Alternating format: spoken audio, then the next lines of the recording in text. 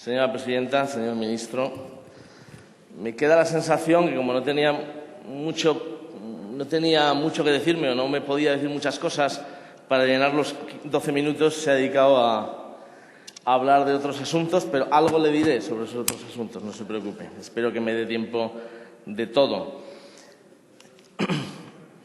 Yo no le exijo que entre en vigor un nuevo sistema de financiación mañana mismo o el próximo 1 de enero. No, este debate no va de eso. Este debate va de que usted en esta Cámara se comprometa a que en el próximo sistema de financiación autonómica, cuando se acuerde, cuando sea, usted, su Gobierno, atiendan los preceptos económico-financieros del Estatuto de Autonomía de Aragón y, en especial, el acuerdo bilateral de financiación recogido en el artículo 108. De eso se trata.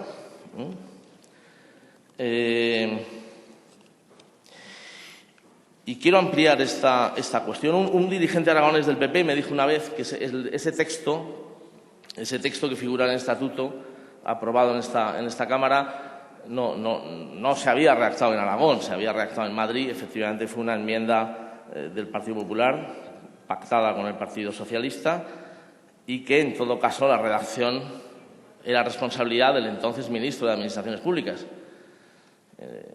don Mariano Rajoy. Ya sabe quién le digo, ¿no? En fin, espero que no le deje mal a su presidente y que asuma el compromiso de que ese precepto redactado por el entonces ministro de Administraciones Públicas no sea un texto olvidado en una ley, sino que sea una realidad y cuanto antes, es decir, en cuanto el sistema de financiación autonómica se revise y se reforme.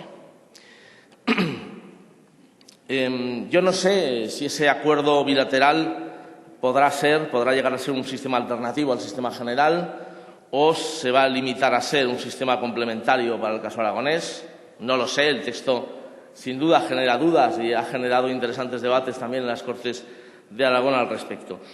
Pero en lo que todos los aragoneses estamos de acuerdo es en que ese acuerdo bilateral debe proporcionar a la Comunidad Autónoma de Aragón una determinada cantidad económica, al menos complementaria o suplementaria.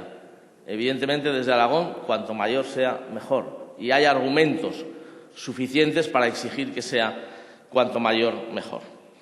Y eso es lo que le estoy reclamando aquí, que negocie con el Gobierno de Aragón, que se pongan de acuerdo y, en ese sentido, este es el sentido de esta iniciativa de impulso. Yo le estoy empujando, igual que las Cortes de Aragón están impulsando la labor de la presidenta Luisa Fernanda Rudí para que exija el cumplimiento de esos preceptos estatutarios y se pongan ustedes de acuerdo. Yo espero que se pongan de acuerdo para satisfacción de todos los aragoneses.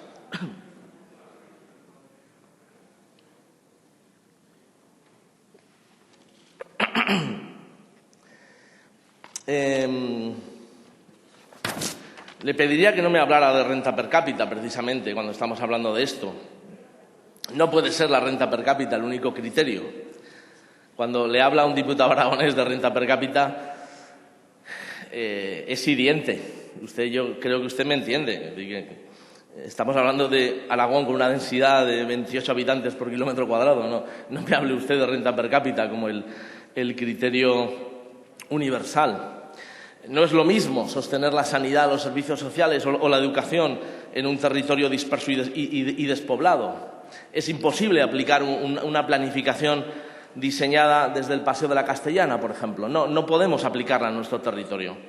En cambio, debo decirle, cuesta lo mismo un kilómetro de carretera o de vía férrea independientemente del número de viajeros, independientemente del número de personas que habiten un territorio.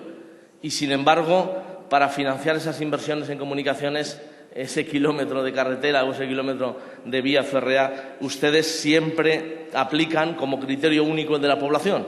Y oiga, eso no. La superficie tiene que ser un criterio al menos con la misma importancia que la población cuando estamos hablando de infraestructuras de comunicación. Y concluyo, sinceramente, no entiendo usted dice que no va a negociar la financiación autonómica con partidos de oposición que hagan oposición. No lo he entendido. No.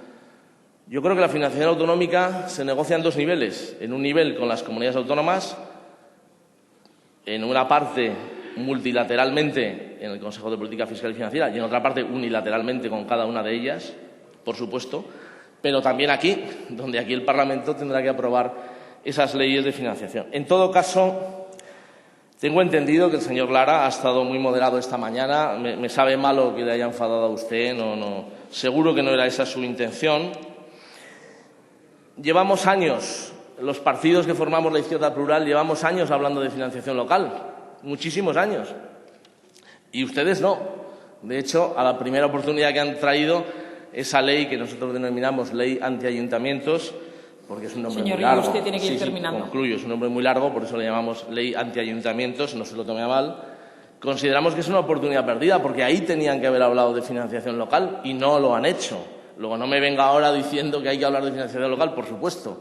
Y hablaremos de financiación autonómica, de financiación local y de lo que quiera. Y ojalá haya acuerdos que permitan resolver la cuestión. En primer lugar, lo que le he planteado yo en nombre de la unanimidad de todas las instituciones y agentes sociales en Aragón. Ojalá haya acuerdos unánimes para que los preceptos económico-financieros del Estatuto de Aragón se conviertan en realidad. De usted depende. Muchas gracias.